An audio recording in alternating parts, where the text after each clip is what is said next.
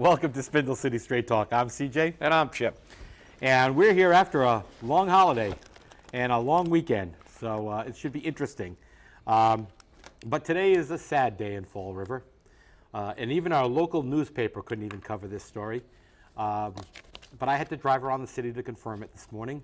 It looks like Engine 7 and Engine 3 have been laid off. They are not at their homes, at their stations at Central and Flint. And this is going to be a huge blow to our manpower and their ability to do their job. We're now down to 175 firefighters, and we've lost approximately 40 firefighters, according to the administration. But we have to say, why are we doing this?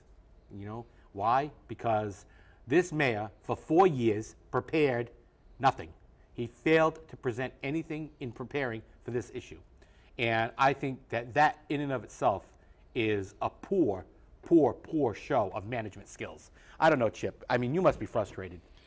Yeah, it is. It's extremely difficult to especially in light of the fact that there's been, number one, no preparation, as you said, CJ. But what is even worse is the fact that there doesn't seem to be any regard for any kind of control in spending and prioritizing safety, be it police or fire. He had 4 years of federal money, and those 4 years were, that money was given with the expressed reason to find money somewhere in the budget to continue the funding for the positions that the federal money was given to us for. And nothing was done. As a matter of fact, we lost even more positions because this mayor loves to have $9,000 doors put on the law department, loves to have $5,000 repairs on his shower, and give pay raises to all his friends, while the essential services, and we've said it time and time again on this show, they're gone. And today is a sad day. We've lost 2 more engine companies. And although 175 is better than 153, the fact is that when we lose companies in areas of the city, it has a domino effect because firefighting is based on a rapid, aggressive attack to protect property and lives. You need a finite number of men in order to initiate an attack. You can't get there with 3 people and wait for more people to come, because the first 5 minutes of a fire, first 10 minutes of a fire is the most critical. And if you don't have enough manpower to do all the phases of an operation to control that fire, when you do it piecemeal, there's going to be more property damage. There's going to be more hazard to life. It's going to be, it's problematic. The fact is that not only did they not prepare for this, even now by going to 175, there doesn't seem to be a plan to consolidate companies to build new stations where they can overlap and get adequate running time. It's too little, too late, and I want to let everybody know that numbers alone don't make it better. The fact that we're not at 153 and 175, it's kind of like saying gas is going to go up to $5, and when it only goes up to $4, everybody's happy. It's not. It doesn't work that way. What's going on in this city is truly creating a public hazard. Yeah, and when I spoke with union representatives about the situation, they said they weren't happy about what they got. And they were in no way happy that they had to lay off firefighters. But at this point, they're doing the best they can with what little they have and what little they're being given. And that says something about a mayor who says, public safety is number one. Public safety is the most important thing for me. Because if public safety was the most important thing for you, Mr. Mayor, there'd be 250 firefighters on the job. There wouldn't be 175, and you'd find the money. Take it away from a couple of the corporate councils. Lay them off. Why don't you lay off a few of them? Why don't you lay off a few people that have been given jobs that have doubled their salaries in the past year? I may sound hateful. I may say, you know, oh, you know, you have nothing good to say. But you know what? It's not that I have nothing good to say. It's that I can't find anything good to say about it. This is a bad situation. And this budget passed 7-1, and everyone thought, oh, we're not going to be 112 at least, blah, blah, blah. You know what? We might have done better at 112. At least people would have started smartening up. Because what's going to happen is, come next January, come February, and come March, we're all going to start hearing the murmurings about we're going to need to cut the budget again, we're going to need to cut people off, we're going to have to, but you'll see in January, February, and March that all the mayor's cronies are going to get raises. And remember, it's an election year next year for our city council, our mayor, and our school committee. So we're not going to raise taxes, we're not going to raise water rates, we're not going to raise pay-as-you-throw bag rates, we're not going to do any of that because it's an election year and we all got to protect our jobs. But the day after that November election, all those fees seem to go up automatically. And that's kind of sad. But that's Fall River. Fall River at its best, and you create it. Well, you know, we have to change. We have to change the way we do business in this city. This city is continually deteriorated. We see services getting less and less. We see essential services being put last on our priority list. We can't do business this way. You can't do business with this in your house. And what the city council and this mayor forgets is this city is our home. You know, we live in this. We're tenants here. And we have to run our budget like we run it at home. We can't not put away money to pay your lights, your electricity. We can't put away money not to pay your heat because you're going to freeze to death in the winter. We have to prioritize. Why a mayor and a city council can't figure this out, and they try to make this euphemistic argument that, oh, you don't understand, city government's different. No, it isn't. City government can't deficit spend. You can't deficit spend. I can't deficit spend. I have to balance my budget, and I have to make sure I have money to pay for the essentials. Otherwise, I'll be living in a cardboard box under one of the overpasses. Which is a fire hazard, by the way, and we don't have the firemen to take care of it.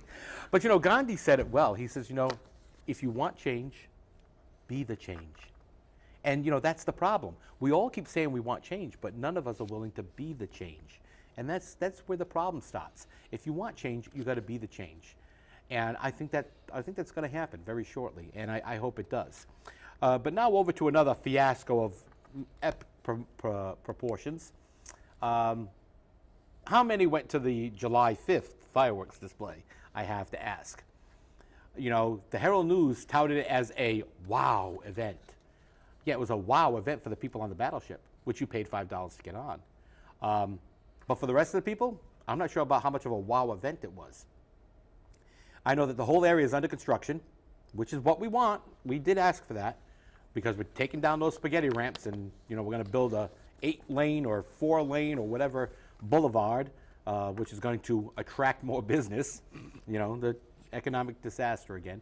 But that left no room for parking and no room for people to get down to the waterfront to watch the fireworks.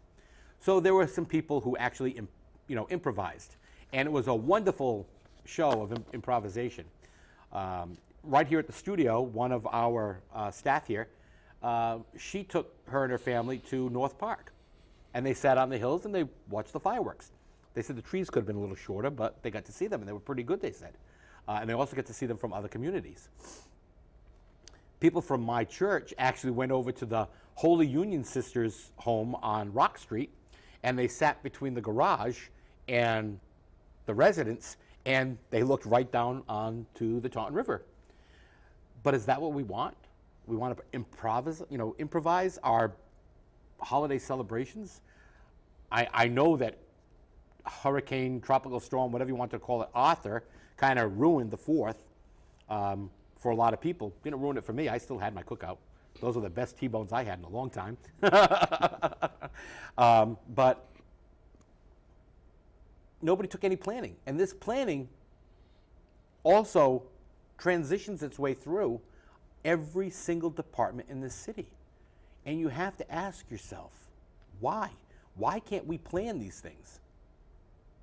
who thinks of this stuff and says, okay, we're just going to leave it there because that's where it's always going to be? We got to make some, accommodations for people. People who are handicapped didn't exactly have a lot of accommodations made for them for down at the Battleship Cove or Heritage State Park because of all this construction. But nobody's going to say anything about it. Some people went onto Facebook and the Herald News and started complaining that, we're laying off firefighters, we're implementing pay-as-you-throw, but we're still getting the fireworks. And people missed the fact that, in all technicality, the city doesn't pay for the fireworks. They pay for all the ancillary services, but they don't pay for the fireworks. They pay for the police, they pay for the fire, they pay for the traffic control, but they don't pay for the fireworks. Those are paid for by local businesses. And for that, I want to thank the local businesses. It's very interesting to see how a community can come together. Now on to our next issue of the day. Excuse me, Department of Community Maintenance, can we get the story straight? I mean, I have to ask this question. Who's right? We've been hearing all along that we're going to give this a couple of weeks to take effect before we start going out and knocking on doors. Now, I listened to Ken Pacheco specifically say that enforcement is now going to begin immediately. On Monday, when they go out, Monday, August 4th, if there are people who are scofflaws, people who did not put that trash in the proper bag, in the proper receptacle, on Tuesday, people are going to come, you made a mistake.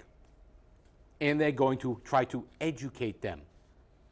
Now, if the person who lives there refuses to be educated, those same people are going to go out and go, Mr. Landlord, go educate your tenant. And after that, it's, Mr. Landlord, here's a $300 fine. I love this. And the worst part about it is, somebody sent a letter to the editor, to the Herald News, and asked, can you answer me a few questions? And I want to hear this too. With all of this work on the environment and working on the environment and being very accommodating to the environment. Obviously, my co-host has an important phone call. But the majority of people are going to buy bags and then put them inside these flimsy purple people eaters. I don't know what to call them yet. They're purple bags and they have the big city seal on them. But they're going to take a hefty bag and put it inside one of these 30-gallon or 33-gallon or whatever it may be bags. And so now you got two pieces of plastic that are going to get thrown out, and the plastic doesn't, fall apart very rapidly. And also, so you know, this isn't a Force Flex bag. This is a flimsy, if you hold it up to the Herald News, you can read it, plastic bag. And it's only there to say we're using the pay-as-you-throw bags. So there's a question. How are we going to do that? So how are we protecting the environment in any way, shape, or form? And another question, and this one goes out to you, Mr. Mayor. Basically, Waste Zero, which is the company which is producing the bags for the city of Fall River, is making 30 cents or so on each bag. How come Fall River couldn't have their own bags printed and produced and do the same thing? Would that make too much sense? I mean, Chip, am I making any sense here? Are these questions valid? Well, they are valid, but then we have to realize who we're dealing with. We're dealing with the city of Fall River. If we tried to produce the bags, it would probably cost us 30 cents a bag. We wouldn't make 30 cents a bag because we'd hire so many people and give them so many pay raises that we'd lose money on the deal. But, the fact is that, it's the 4th of July. Everybody's been hunkered down watching legal or illegal fireworks. News has been fairly slow, but we have all these things that are there. They're presented. And I want to get back to, see, they talked about the 8-lane highway they're building down there. Well, the last 8-lane thoroughfare I was on was in Detroit, and we all know how good Detroit's doing. So 8 lanes of traffic, 4 lanes in either direction, does not an economy make. But I want to remind everybody, you know, it's been a slow news week because of the 4th of July holiday. Let's remember what we're celebrating here. We're celebrating Independence Day. Independence from a government that was overtaxing us, and we had no representation. Wow, that sounds familiar. Does anybody remember the fact that this nation was created because what was being done to the colonists at the time is basically what's being done to the taxpayers of Fall River. So they took over, they took it into their own hands, and they got rid of the government. And as a matter of fact, it's still there. It still says that when the government doesn't work, we're supposed to get rid of it. We're supposed to replace it with something that does work for the people, not for businesses, not for the mayor, not for the law department, not for political cronies, but for the people. It is time to get rid of everybody in those seats, and it's up to us. We can't blame them. If they can make a living and get a good deal because we allow them to stay in those nice cushy seats, stick their heads in those very deep troughs, and take all our money, make our lives miserable, it's our fault. And let's remember what created this nation. People got fed up with taxation without representation. And when we sat in that city council chamber and saw people flip on this budget, that's exactly what we have been left with. Taxation without representation. And be it in the form of bags, be they plastic bags or tea bags, that's what we have. Taxation without representation. So join CJ and I in this next election and get a giant broom and push every single person out who doesn't get it, because it's time to change. I think King George just took a bounty out on your head. You know, you have to sit there and you have to wonder, you know, there's 44,000 people in Fall River who are registered to vote. There are 89,000 people who live here. So 45,000 people could care less about what happens. Here's the first thing. Or they really can't care about what happens or say what happens because they can't vote, because they're not citizens or some other issue. But when you have 44,000 people who are registered to vote and less than 1/4 of them, less than 10,000 people, 11,000 people turn out to vote, and when 12,000 people turn out to vote, the 6th floor election office starts jumping up and down, yay, we had a good year. You have to say, this is sad. This is really, really sad. And we could do so much more. You know, have you been thinking out there, you know, I could do such a better job? How many times I've heard people say, I could do such a better job, and they've run, and they don't even make it through the primary, so they give up. Hey, I ran a couple of times, and I always made it through the primary. But you know why I made it through the primary? Because I was a sneak. I did the political sneaky thing. I ran as a Republican. But here's the problem with doing that. Nobody likes Republicans in Fall River. Why? I don't know. But they don't like them. But I at least had a place to say what needed to be said from the people of Fall River. And people listened to me because I was a candidate and for no other reason. So sometimes when you run for office, you have to say, why am I running? And if you run, you turn around and you say, win or lose, I'm going to make sure they know what needs to change in the city. And we have a lot of things which need to change in this city. And you can tout that Massachusetts is now the bioethical, biomechanical, we are going to support all these bioengineering companies, and it's going to happen. But if Fall River doesn't have the educational level to support such an industry, it's not coming here. You wonder why your children and grandchildren no longer live in Fall River, or maybe even Massachusetts? It's because our politicians can't get off their backside, because doing so undermines their authority, their power, and their checkbook. And you can't do that. They want to keep us dumb, poor, and stupid to all the issues. And then they have control. Because every time I raise the taxes, you pay it. Every time I raise the water fee, you pay it. Do you realize you had three water fee raises in 1 year? And they were called different things. Now, I was told when they did the water base meter fee, that was always in the fee before. Now it's a separate item. Well, it's a separate item, but the water fee never went down when they removed it. The water bill didn't go down, it actually went up. And now they've raised the water fee itself. How many times are we going to get hit with those? How many times are the people of Fall River going to say, oh, well, you got to pay it? Well, you know what? Detroit went through this. And Detroit's going through it right now. And do you know that currently in Detroit there are 12,000 homes which don't have water? They don't have water. Detroit went out and shut them off. And they plan on shutting a lot more off. And Detroit says, it's not our problem that you can't pay our water rates. You have to pay them.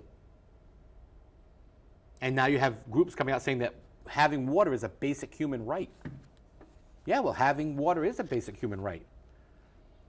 But when the government turns around and says it's got to meet this requirement for your health and safety, somebody's got to pay for that. So you have to pay for that. And they've done that in Detroit. Detroit's trying to pull itself up, not even by bootstraps, by threads. And that's what it's going to take for Fall River to smarten up. It's going to be hard to make this city change. But you know what? If you want change, you be the change. You create the change, and you work on the change, and the change will happen. I think that's interesting. Yeah, we're hitting some very, very important points here, I think, because, you know, we are the agents of change. We have to do this. I'll remind you, you talked about the Republicans, and look, let's face it, philosophically, a lot of the Republicans that are around today, I don't agree with. Neither do I. But I don't agree with a lot of the Democrats either. Same here. I've been an independent most of my life, but I will remind people, because people just don't pay attention. And that's one of the problems. They bury their head in the sand and they don't pay attention. I'll remind you that two of the greatest presidents in this nation's history, Abraham Lincoln and Theodore Roosevelt, who, by the way, all the Republicans today, they say, are anti-environment. Theodore Roosevelt established the national park system. Two of our greatest presidents were Republicans. So you're not automatically no good because you're a Republican. You're not automatically good because you're a Democrat. I will remind you all, on a local level, the people who are complaining about the health care issues in Fall River, that our Democratic House and Senate changed the law to screw you on your health care. They're the people who did it. Our Democratic legislature, especially the Fall River delegation and our senator, was adamantly opposed to increasing the minimum wage. He wanted to keep it down because many of these people are Dinos. And in case you don't know what that acronym stands for, it means Democrat in name only, because they're not concerned about pay raises, because unlike you and I, who have to go out and try to negotiate a pay raise and have to listen to how badly the city was in fiscally. Many, many years ago, they had what they called a Halloween massacre in the State House. The legislature stayed in session and voted themselves a huge pay raise. And the people in the state went absolutely bonkers over it. They all feared for their job. And guess what they did? They figured out a way to give themselves a pay raise and never have to do it again, because before they actually had to vote for their pay raise, and we knew they got a pay raise. So what they did was they changed the law, so now they get automatic cost of living raises every year. They'll never again have to go and approve a pay raise for themselves because they get it automatically. Now, isn't that a wonderful thing? Wouldn't we all love that everywhere we worked? You know, And we allowed it to happen. They're still doing it. And when they come down here and say they care about your plight, remind them, ask them, or appeal it. Let's put your pay raises on the ballot. You know, it's interesting because they get these automatic cost of living increases, which take into account everything. And as many of our viewers know who are on Social Security or even a state pension, your cost of living increase isn't even a cost of living increase, it's a big joke. And they remove from the Social Security system gas, utilities, and food costs. So what's left of the cost of living increase? I mean, and that's why you get a raise of between 1 and 2%. You never see much more than that on Social Security. And even with state pensions, It's capped at $12,000. Yeah. You get the maximum you're going to get in Fall River.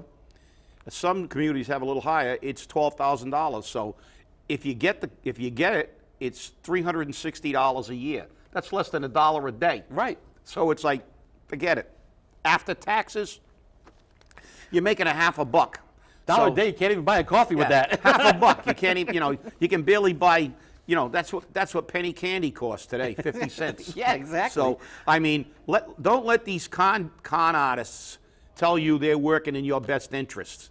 Hold their feet to the fire. Yeah, the only time a politician works for your best interest is when that best interest is his best interest, and we know that. Well, thank you for watching today. It's been great being here. It's as we said, it's a slow week, but you know what? We made it anyways, and I'm glad you made it to watch us. Have a great day, and we'll see you again later on this week. Let us celebrate the 4th of July by taking back our city like we took our nation. Let's have a pay-as-you-throw tea party.